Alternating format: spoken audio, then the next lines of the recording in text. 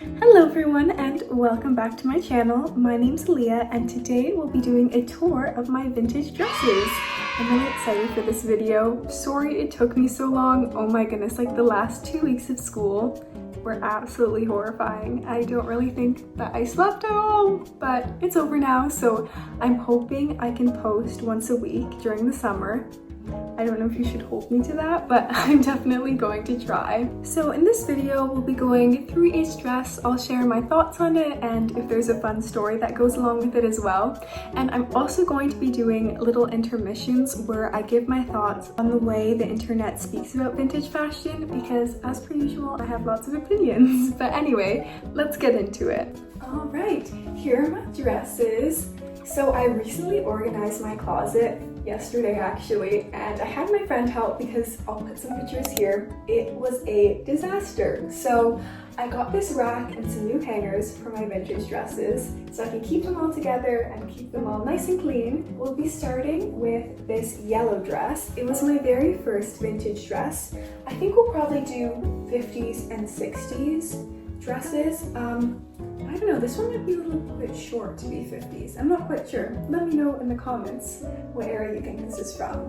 But it's not pink, though it does have this little pink trim, so that's enough for me. All right, let's try it on. All right, here it is. It's so cute. I love this dress. I feel like pink and yellow are such an underrated combo. I went to New York last year with my school and we went to see the cherry blossoms. This is the dress I wore and the pictures turned out so cute. Yeah, I love pink and yellow. This dress for some reason reminds me of the song Mashed Potato Time by Dee Dee Sharp and like the dance too. I don't know, maybe because she wears yellow on the album cover, but yeah, I love that song and I can sort of do the dance. Alright, here is my next dress. My grandma got it for me from Etsy and I just love the collar. I think it's called Bertha collar, but yeah, it's super cute and it has these nice little details. The fabric is super like thick and sturdy, so that's nice as well. And I feel like it'd be perfect for like a picnic or something. It's also very good for twirling. Alright, moving on. Alright, here is my next dress. I got this one for my birthday last year and it's a funny story because I went to this vintage store a few months before and I saw this dress on like the mannequin. I asked them to take it off. I was like, oh my gosh, like I love it so much. But it didn't fit me, or I thought it didn't fit me. I think I wasn't trying it on right because like I went next time for my birthday and I saw it again and I was like, I can't let this dress go and it's still here. I'm just gonna try it on again. And then when I tried it on, it fit perfectly. So I don't know what happened with that, but it was a very nice birthday surprise. I love the sleeves and I just like love the way it fits. It's definitely one of my favorite dresses. I usually wear light pink, but I do think like coral is my color. I think it looks really good on me. So yeah, definitely one of my favorites. Okay, here is my next one. I got this dress the same day I found this one, so I had lots of birthday luck. At first I wasn't going to try it on because it's not pink, but my friend really encouraged me to try it and I'm glad I listened to her because I love this dress. I think this like rosette here in the middle is so pretty and I'm a big fan. Okay, welcome to our first discussion. I wanted to speak about statements I'll often see in comment sections of Black vintage creators. The first one being like, why would you want to wear clothing from a time where Black people were so oppressed? And second being, you're so whitewashed. Okay, addressing the first comment from my perspective. First and foremost, I love the look and the feel and the fit of 1950s clothes. I think it really suits me, and I don't have any misconceptions about what the 1950s were like for people of color. I'm not a huge fan of the 2020s, but I don't dress in 50s clothes because I wish I was born back then. I love the clothing and the music and the dances of the time, so I take that and make it my own. I also don't view the 1950s as inherently white. I mostly listen to music from the 50s and 60s, jazz and soul and doo-wop, etc. All of those genres were created by Black people, and a lot of the popular dances like the Lindy Hop were as well. I feel like we take a lot from artists we admire and look up to, and when I wear my 1950s clothes, that's often who comes to mind. For example, like when I put a flower in my hair, I think of Billie Holiday first. Now, there's a quote from China Machado, who was the first person of color to be featured in a major fashion magazine. And she states, "We had no images. We had nothing that told us we were nice looking. Nothing. So I didn't think of myself as good looking at all. It had never occurred to me." And I can absolutely see how that would be so, because, well, I love to look through old fashion magazines and catalogs. There's a lot missing, and that's why in a lot of my art I like to replicate that style, but with girls of color, because I think it's really important to see yourself in what you love. So yeah, sometimes I can see where people are coming from, but ultimately for me, the aspects that I enjoy about 1950s culture were brought about by Black people, so I can't really find it in myself to be made uncomfortable. Okay, moving on to the whitewashing claims, because I think this is a part of a larger issue.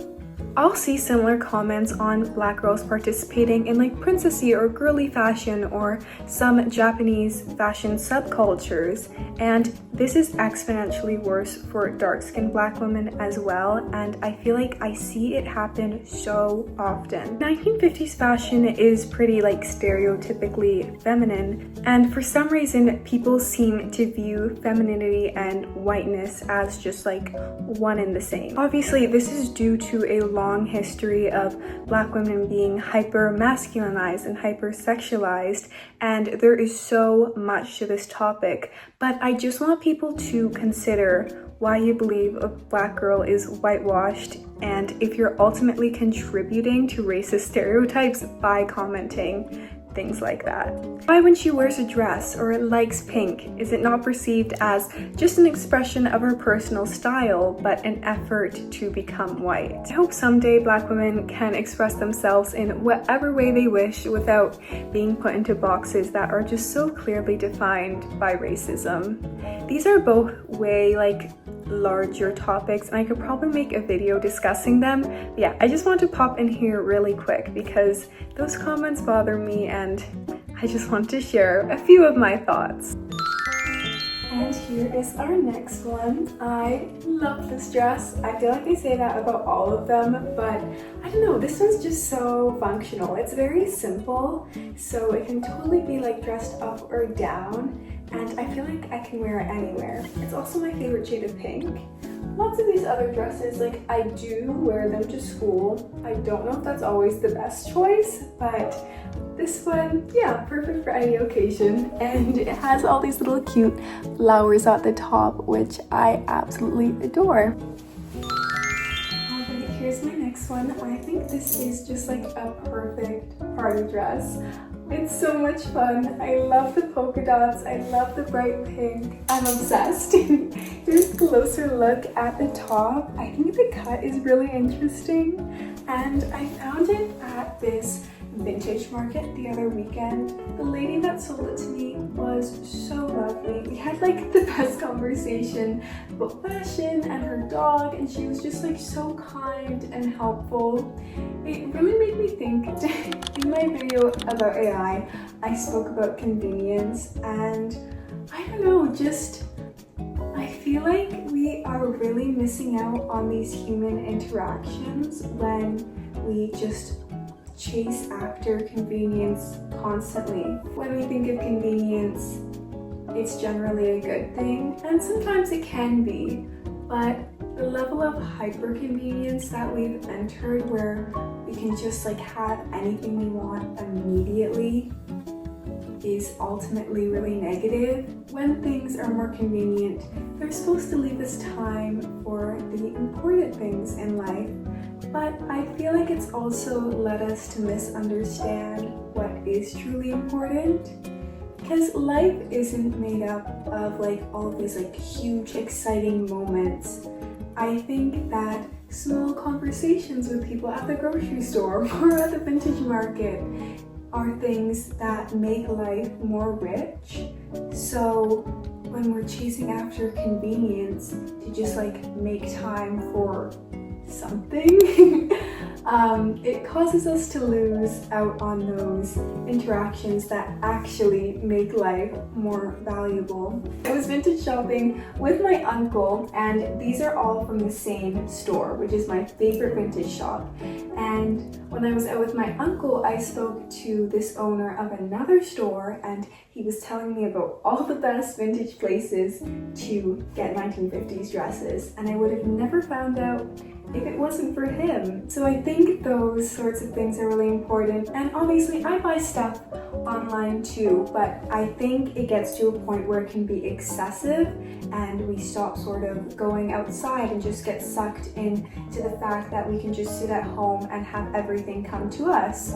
But when we don't go out, there's just so much loss in like the experiences we could be having. And even if you never talk to those people again, I feel like small conversations can really stick with people, like me and that lady's conversation. I just know that I'll remember it for a long time, and I'm sure she will too. So yeah, anyway, I hope that made sense. Alright, this is the last of my 1950s dresses, and without a doubt, this is my favorite dress. Sorry, that was mocha. It's my favorite shade of pink. I love the cut, the drop waist, and the fullness of the skirt. It also has these little rose details that are so sweet. It feels very like old Hollywood to me.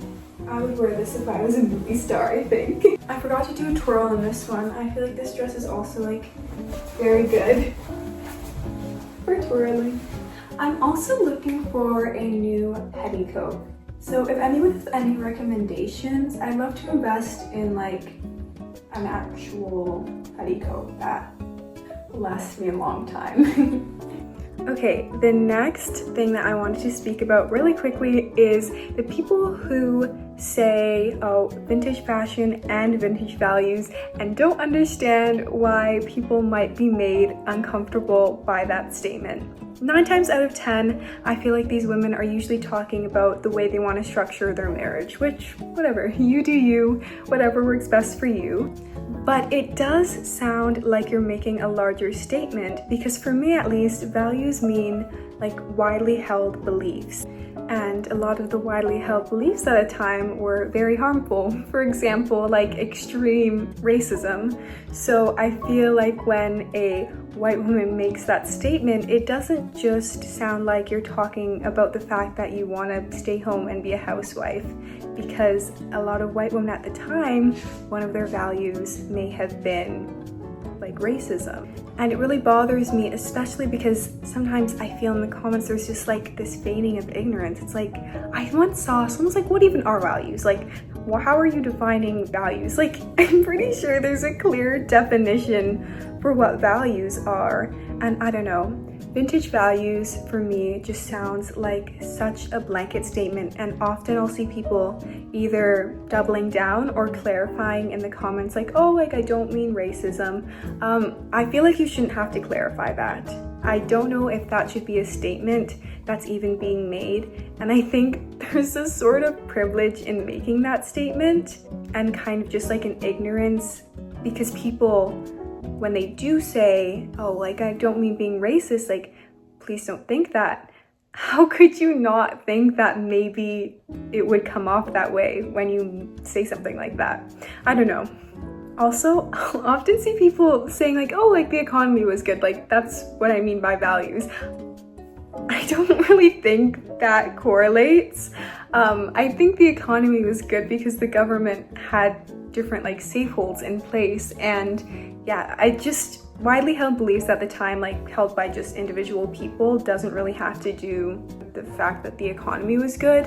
And also with the economy aspect as well, when people have this air of superiority when they're making these posts about like being a housewife, I think that more people were able to do that in the 1950s because they could sustain themselves off of having only one income. But it's just really, I'm ignorant again, like it's just really ignorant to be acting as though you're better than other people because you're choosing to be a housewife, when it's just, even if people wanted to do that, I don't think it's possible for a lot of families because it's just not the same. Having only one income is not enough for most families nowadays. Anyway, I hope that was coherent, but let me know your thoughts on this topic and let's get back to the fun stuff.